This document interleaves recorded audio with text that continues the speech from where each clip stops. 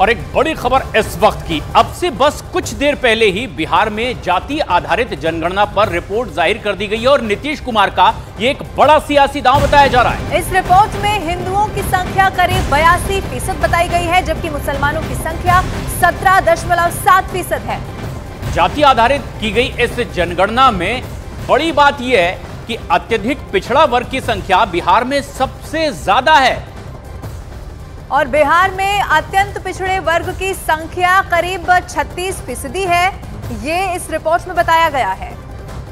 और पिछड़े वर्ग की संख्या 27% इस रिपोर्ट में जाहिर की गई है। बिहार में सवर्ण समुदाय की संख्या 15.52% बताई गई है।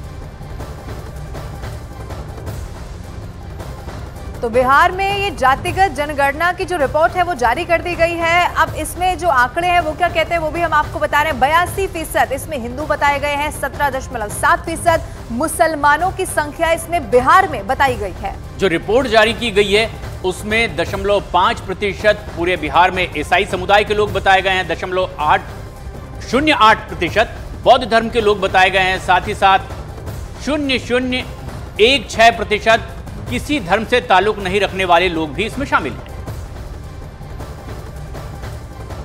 स्टैटिस्टिक्स ये फाइनल वर्ड नहीं है, अभी तो ये स्टेज 1 है जहां आपके पास आंकड़े आ गए। ये आंकड़ा सुलभ करना ही अपने आप में बहुत बड़ा चैलेंज। इसमें अभी पहले तो स्टैट्स जब आपको मिलता है तो आपके प्लानिंग ज़्यादा पॉइंटेड रहते हैं। जो हम टारगेटेड जो ग्रुप्स हैं, बहुत बार आप देखेंगे कि कोई पर्टिकुलर ग्रुप का एजुकेशनल लेवल वैसा नहीं है, इकोनॉमिक लेवल ऐसा नहीं है, तो कभी भी आपका जब स्टैटिस्टिक्स इन डेप्थ आप जाते हैं तो आपको टारगेटेड अप्रोच करने में फ़ायदा होता है। आपको याद होगा पहले जब पीडीएस होता था तो पीडीएस में अक्रॉस द बोर्ड जाता था तो टीपीडीएस आया, टारगेटेड पब्लिक डिस्ट्रीब्यूशन सिस्टम।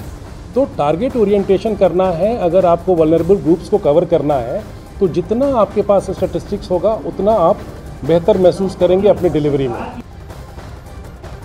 और सीधा रुक करते हैं इस वक्त ग्राउंड जीरो से हमारे सहयोगी चंद्रमोहन हमारे साथ लाइव जुड़ चुके हैं। चंद्रमोहन, बहुत अड़चने आई, रोक लगा दी गई, लेकिन आखिरकार वो रिपोर्ट अब सबके सामने आ चुकी है। अब इसके बाद आप बिहार की राजनीति में क्या बदलाव देखते हैं, क्या हलचल वहां पर देख पा रहे हैं चंद्रमोहन?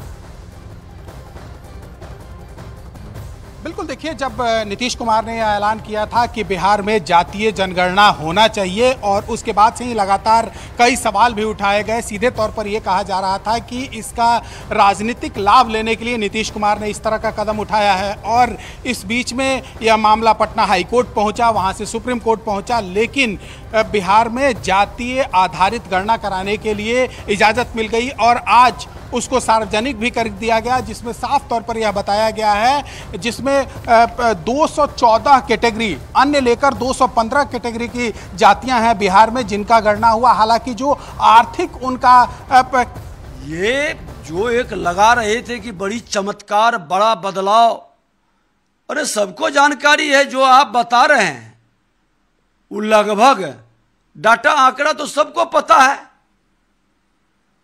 हाँ, कुछ जब आएगा अति पिछड़ा का या पिछड़ा का डिटेल एरिया वाइज तब पता चलेगा कि गणना का सच्चाई क्या है। बहुत कुछ अभी घालमेल है इसमें। अब निश्चित तौर पर कई लोग कई तरह के फोन कर रहे हैं, इसलिए उस पर अभी बोलना उचित नहीं है। पूरा डिटेल आए लेकिन कोई बड़ा परिवर्तन या कुछ नयापन नहीं है। इसको लेकर के हाय तौबा मचा रही थी जदयू, आरजेडी बार बार देश स्तर पर जातीय गणना की बात कर रही थी, तो इसका क्या इम्पैक्ट पड़ रहा है? 33-34 वर्ष से सरकार में कौन है, कौन चमत्कार कर दिए? पिछड़ा का बेटा ही तो बिहार का मुख्यमंत्री है 33 वर्ष से। कितना उत्थान हुआ, बिहार का कितना कल्याण हुआ, और चुनाव के समय में ये कौन अब चमत्कार करेंगे, ये हर समाज का लोग समझता है। ये उन्माद पैदा करने के अलावे बिहार के भविष्य के